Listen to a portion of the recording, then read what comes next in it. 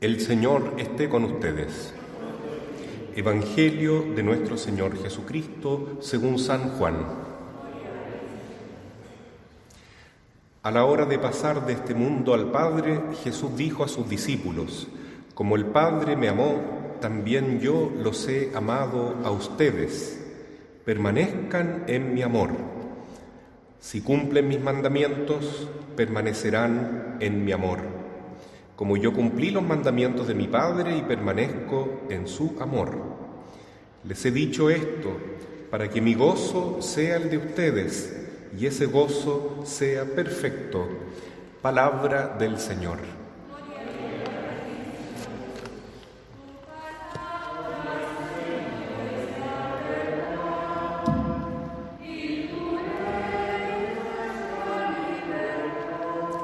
Tomen asiento. Queridos hermanos, ayer celebrábamos en nuestro oratorio mariano la fiesta de la familia unida y misionera. Y el oratorio, como es una porción de la Iglesia, muy pequeñita, representa lo que pasa en la Iglesia completa, universal, que está llamada a la unidad y a la misión. Recordemos que cuando nuestro Señor Jesucristo está en la víspera de su muerte, Él realiza una oración que aparece en el capítulo 17 de San Juan, que se conoce como oración sacerdotal. Y ahí Jesús le pide al Padre Dios un regalo en virtud de ese gran sacrificio que Él va a hacer en la cruz.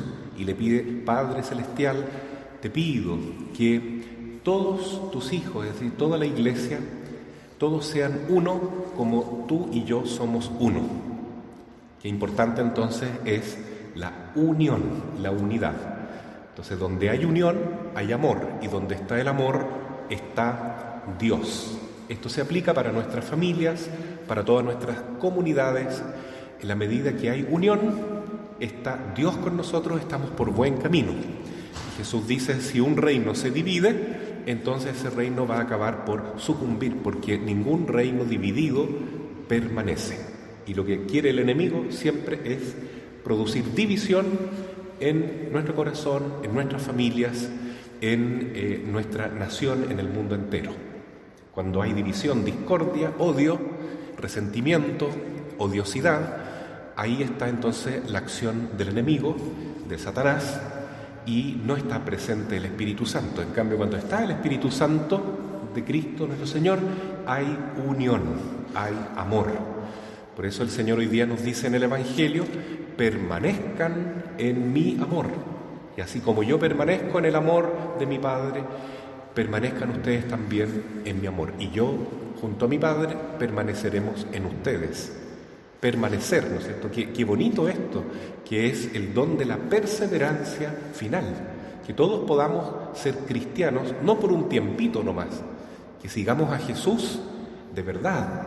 Que le entreguemos nuestro corazón en serio y que de ahora en adelante nuestra vida ya no nos pertenezca, sino que esté totalmente consagrada al Sagrado Corazón de Jesús y al Inmaculado Corazón de María.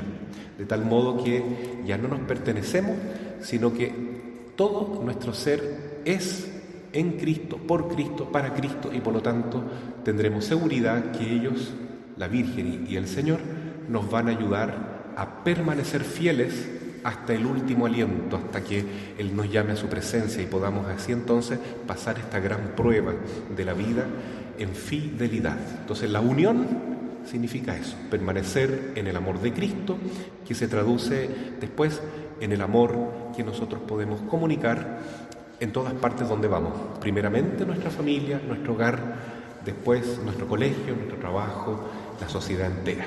Estamos llamados a eso los cristianos, a ser agentes de unión, de amor, de comunión, no de andar dividiendo o, como dice el Papa Francisco, de ir sembrando cizaña, de chismes. Muchas veces ocurre eso, ¿no es cierto?, que empiezan las habladurías, a hablar mal unos de otros, a juzgarnos, a condenarnos, a cometer ese grave pecado, ¿no?, que es mirar a los demás en menos, hablando mal de los demás, pensando mal de los demás.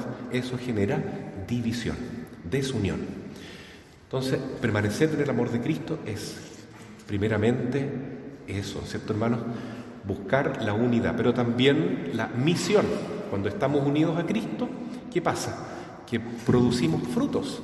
Esos frutos de amor significa ir más allá de las fronteras de nuestra vida y llegar a todas las personas que también necesitan de Jesús y necesitan que alguien les hable del Evangelio, del amor de Dios, de lo lindo que es pertenecer a esta gran familia que es la Iglesia, a la cual todos estamos llamados a pertenecer y permanecer. Entonces, el ejemplo que nos ha dado Jesús en estos días es el sarmiento. La ramita permanece unida al árbol, al tronco, y en esa medida da frutos. Si permanece unida, está dando frutos, está con la vida de Jesús. Dar fruto significa eso, estar siempre misionando, entregando la palabra de Dios a todas las personas que podamos, ¿no? Eso es muy importante. Y también hoy en día vemos la necesidad que tiene la Iglesia de reencontrarse en este amor. El Papa Francisco ha llamado a un sínodo de la sinodalidad, que lo vamos a empezar a vivir en nuestra iglesia, en nuestra parroquia también.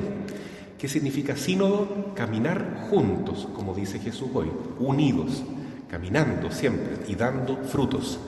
La primera lectura que escuchamos de los Hechos de los Apóstoles nos habla del primer sínodo de la historia, o el primer concilio de obispos, en que se reúnen ellos de distintos lugares, todos los apóstoles, todos los discípulos, y hablan de los problemas que están viviendo los cristianos en aquella época. Problemas muy graves que podían generar fuertes divisiones, y ellos se ponen de acuerdo, rezando bajo la luz del Espíritu Santo, y establecen algunas normas que les sirven a toda la Iglesia. Entonces toda la Iglesia crece en unión, en comunión. Y eso es tan bonito lo que tenemos en nuestra Iglesia católica, que no está fragmentada en millones de iglesias diferentes, sino que tiene un principio de unidad, que es el Santo Padre, el Papa, que es el representante de Jesús acá en la tierra, el seguidor de San Pedro, que fue el primer Papa, y que es como el tronco de la Iglesia, el tronco visible a quien todos estamos unidos a través de los obispos que están en comunión con el Papa. Entonces, hermanos, a eso estamos llamados también nosotros, a ir conversando en este tiempo, a ir encontrándonos, reencontrándonos, hablando de toda la realidad de la fe y cómo la podemos vivir mejor en el mundo actual.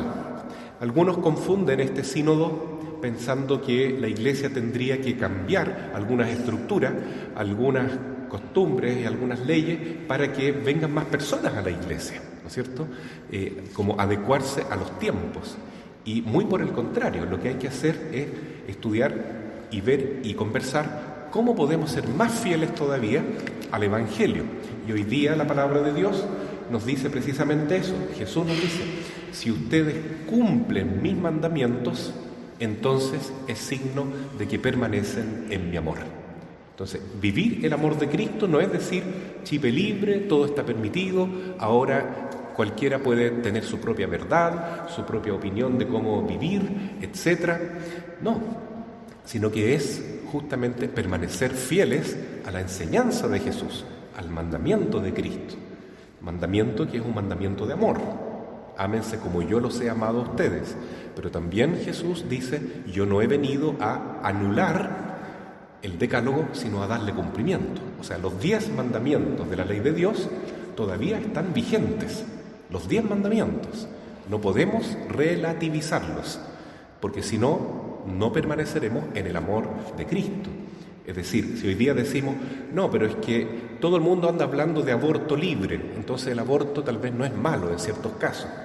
Bueno, ahí yo ya no permanezco en el amor de Cristo, porque no estoy cumpliendo sus mandamientos, no estoy viviendo de acuerdo a la orientación del Evangelio.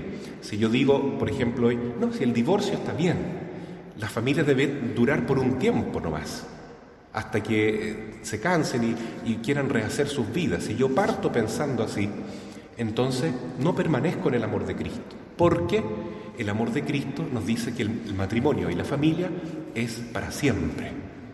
Si yo parto y digo, no, si hoy en adelante hay que enseñarle a los jóvenes a que tengan relaciones sexuales nomás entre ellos, si no hay problema, si estamos en tiempos modernos, incluso que practiquen con el mismo sexo, que es lo que quieren ahora transmitir con la educación sexual integral, que es un despropósito absoluto. Entonces, si yo parto diciendo eso, quedo fuera de la iglesia, quedo fuera del amor de Cristo, porque el Señor es claro, dice, si ustedes quieren permanecer en mi amor, tienen que cumplir mis mandamientos. Los mandamientos de Dios no los podemos entonces evadir o relativizar o actualizar. No se puede cambiar la palabra de Dios. Cielo y tierra pasarán, pero mis palabras no pasarán. Entonces algunos dirán, ¿pero qué va a pasar? Las iglesias van a quedar vacías porque todo el mundo está siguiendo otra moda. No importa. El poder del infierno no podrá vencer a la iglesia. La iglesia va a resurgir siempre, porque Cristo es la iglesia. Y el Espíritu Santo sigue actuando. Y cuando hay dificultades, cuando hay contradicciones, cuando hay persecuciones, crecen más todavía los cristianos. Así es que este es el tiempo en que tenemos que definirnos. ¿Queremos permanecer en Cristo? Entonces hay que ponerse la camiseta del Señor y vivir los mandamientos de la ley de Dios y conocer mejor nuestra doctrina para ver cómo podemos cambiar nosotros. No la iglesia tiene que cambiar sus normas, sus costumbres y sus mandamientos, sino que nosotros que formamos la iglesia debemos convertirnos cada día para formar una iglesia más creíble y que sea verdaderamente luz y sal del mundo y que dé abundante fruto para la gloria de Dios y para la conversión de los pecadores y para que todos podamos permanecer y perseverar en este amor de Cristo hasta el fin. Así sea. Amén.